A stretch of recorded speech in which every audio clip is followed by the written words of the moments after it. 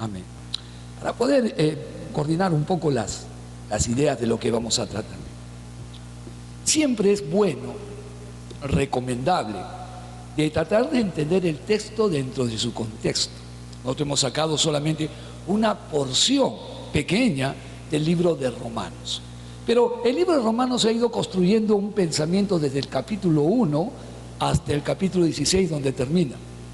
Ha ido argumentando sobre diversos temas.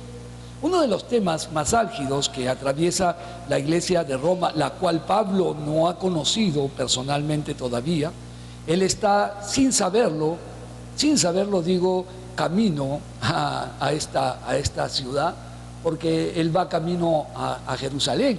Se encuentra aproximadamente entre el año 56-57 en Grecia, donde escribe esta carta. Y el deseo era a Jerusalén. Claro, el deseo de él era ir a Roma. Él no sabía cuándo iba a Roma ni cómo iba a Roma. Él pensaba que iba a ir de la mejor manera, quizás en un cuarto viaje misionero, llegar a tocar esta ciudad. ¿Qué ideas tendría? No lo sé, pero Dios tenía un plan que de todas maneras debía ir a Roma, pero fue en cautividad. Aproximadamente entre el año 60 y 62 él llega a Roma, pero él escribe esta carta porque en Roma hay problemas.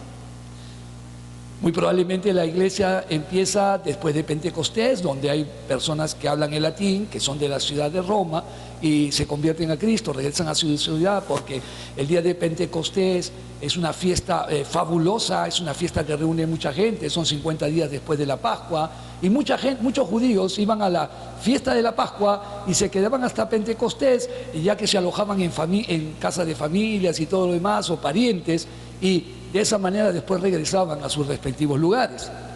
Ahí posiblemente esté empezando esta gloriosa iglesia, pero hay problemas. Hay problemas porque en el primer siglo existen muchos síntomas judaizantes en la iglesia.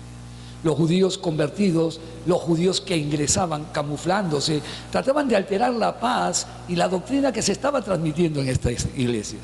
Por eso, si usted lee la historia de la iglesia, va a encontrar una serie de informaciones muy interesantes, por supuesto, todas ellas hablan de verdades, de cosas que sucedieron en el contexto de la historia.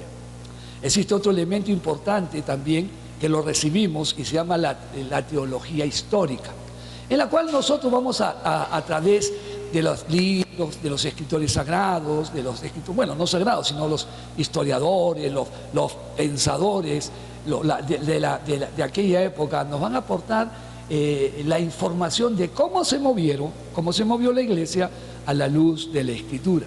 Ahí, por ejemplo, notamos al hereje Marción, encontramos en el siglo II a un hereje llamado Donato, gente que empezó a deslizarse muy sutilmente de las verdades.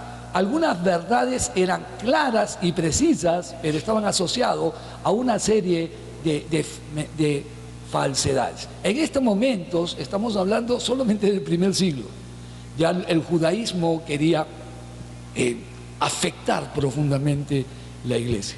Aún no se ha producido la separación que sucede en el año 90 después de Cristo, con una actitud de los judíos en que determinan que la iglesia del Mesías Cristo o la reunión del Mesías Cristo ya no forma parte de la colectividad judía.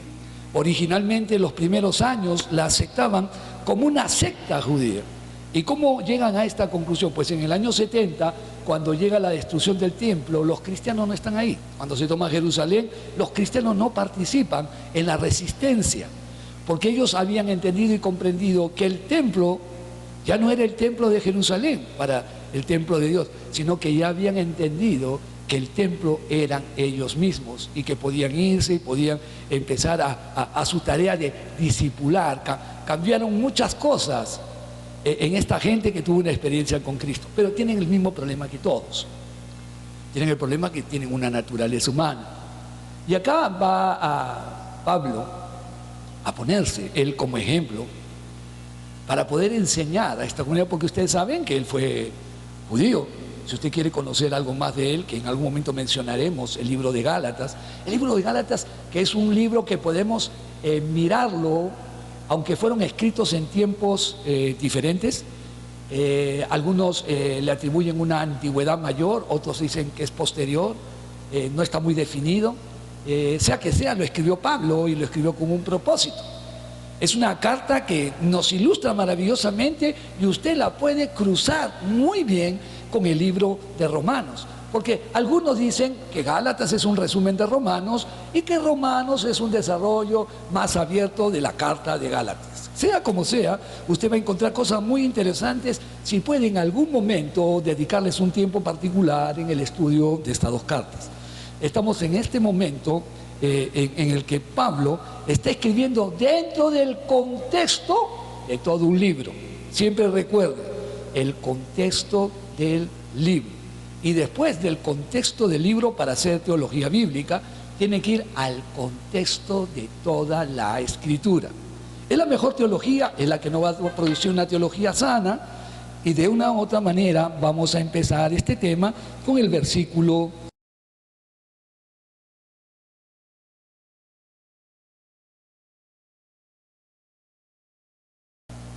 Aquí tengan cuidado, este es un texto que puede justificar tranquilamente cualquier transgresión. Como mucha gente, venía conversando con la pastora, con mi esposa, y ella me decía, aquí hay un problema. La gente dice que el pecado, que muere en él, que lo hace pecar, y por eso peca.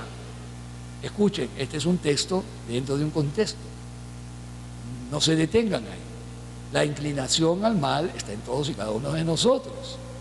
Aquel que diga que no lo tiene, hermano, déjeme ponerle una velita y expulsarlo de la iglesia por mentiroso. Porque si Pablo, tremendo hombre de Dios, reconoce un posible, y lo hace para que entendamos nosotros. Él no está hablando de fulano, sultano, no está hablando de Sóstenes, no está hablando de Lucas, no está hablando de ninguno, ni de Tercio que le está escribiendo la carta, porque él no la escribe, él la dicta. Es su amanuense Tercio. Ya tenía problemas de vista probablemente y solamente hilvanaba las ideas, y el otro escribía rapidísimo, era taquígrafo. ¿Cómo habrá inventado la taquigrafía antes de que existiera? Genial, pero genial el hombre. ¿Y qué nos dice aquí? ¿Qué? El hombre espiritual quiere hacer el bien, pero descubre que hay una lucha. Pues. Vamos al libro de Gálatas capítulo.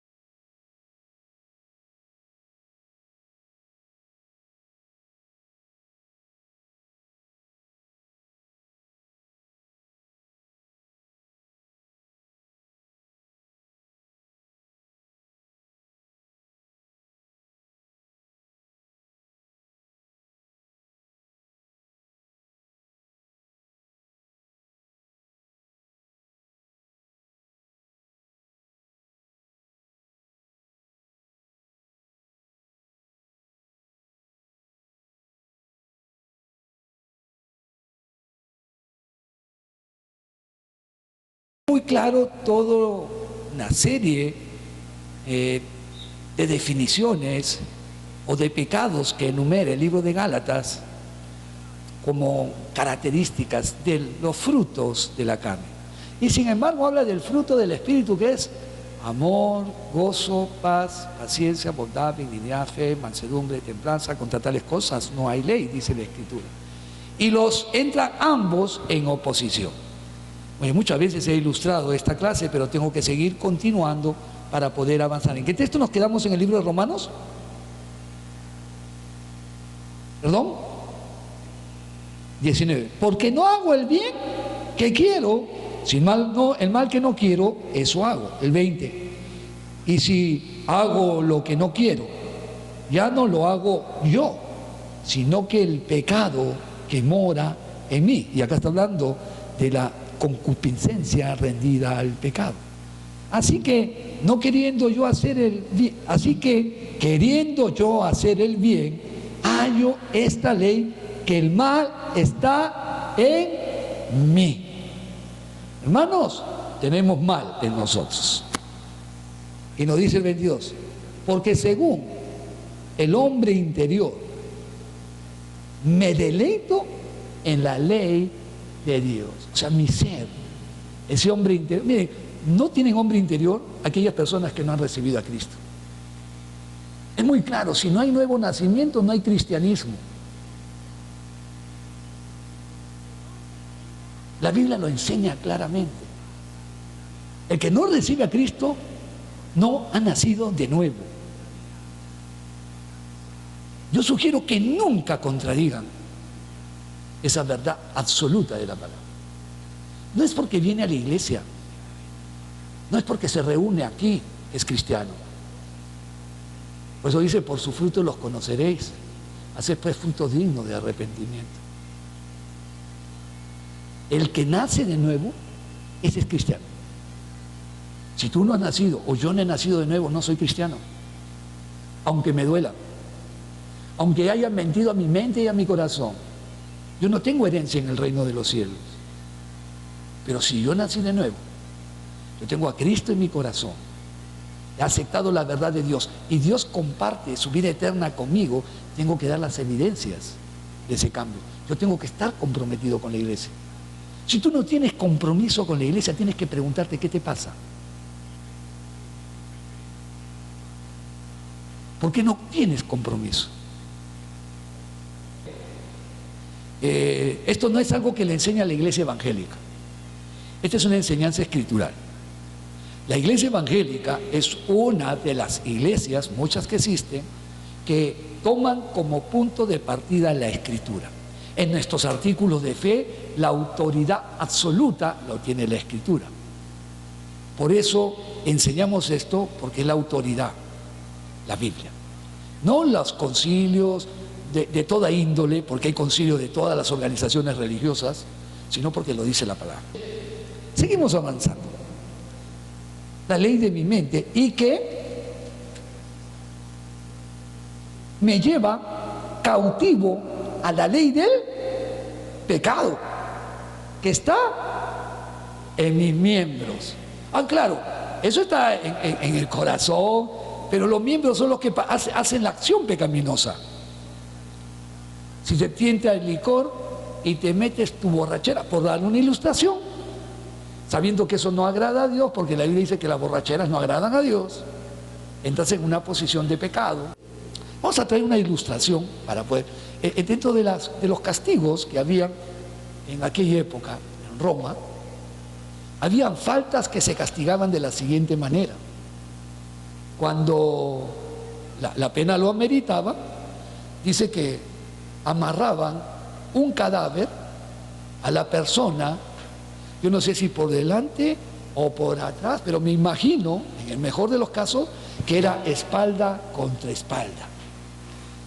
Y los amarraban ahí quizás parados, no sé si sentados, no sé si echados, no he encontrado el dato, pero sí sé que lo amarraban a un muerto.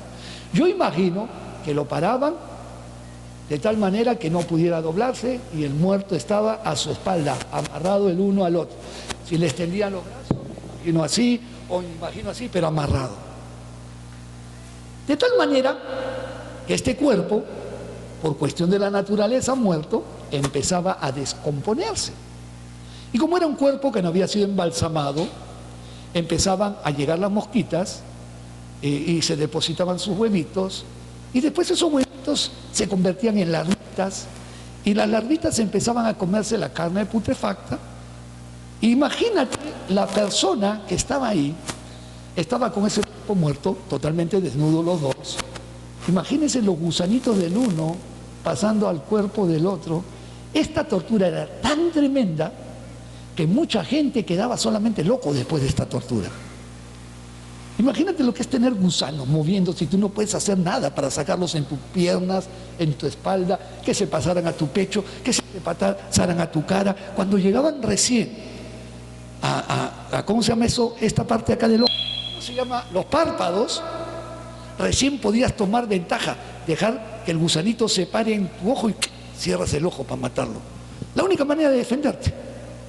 Pero todos no iban a ir por ahí. Quedaban locos. Por eso él hace alusión a esto. Miserable de mí. Oh, qué lástima. Oh, qué dolor. ¿Quién me librará de este cuerpo de muerte? Y saben que nadie los libraba.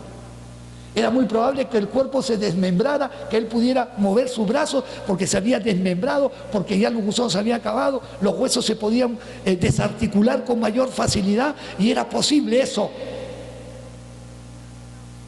Pero qué terrible, hermano. Si a veces nosotros, yo veo, subo al micro y a veces veo a las personas que caminan por mi lado y de pronto hay un olor feo, todos empiezan a taparse la nariz, empiezan a hacer caritas. Imagínense, si eso lo pegaras a tu cuerpo. Qué terrible, ¿no? Vamos a concluir este mensaje con el versículo que dice, el 25. Y acá termina con una palabra de gratitud. Gracias. Gracias doy a Dios por Jesucristo, Señor nuestro. Así que yo mismo, con la mente, sirvo a la ley de Dios, mas con la carne, a la ley del pecado. Sí, hermanos, nuestro cuerpo está inclinado al pecado, nuestra carne, nuestra inclinación al mal, nuestra concupiscencia. Pero hay en este hombre la gran diferencia, como lo vamos a leer más adelante para seguir construyendo pensamiento, porque acá no termina esta carta. Esta carta no define que aquí quedan todas las cosas. Va a seguir dando esperanza al creyente. A veces nosotros queremos exigirnos muchos a nosotros mismos y queremos hacer los cambios en nuestra alma cuando la única persona que puede cambiar nuestras vidas es Jesucristo. Conversaba con mi esposa cuando venía y ella me decía ciertas cosas, yo le decía otras tantas, pero solamente le decía algo y creo que coincidimos los dos. La única manera de poder vivir la vida cristiana, de poder vivir el ministerio que el Señor nos ha dado, es ponerlo delante de Dios y decirle gracias, Señor, porque es la única manera. Suceden a nuestro alrededor tantas cosas que pudieran motivarnos para muchas otras cosas más, pero creo que he creído en Dios y mi esposa también. Yo creo que tengo que ser consecuente con lo que he creído. Gracias a Jesucristo.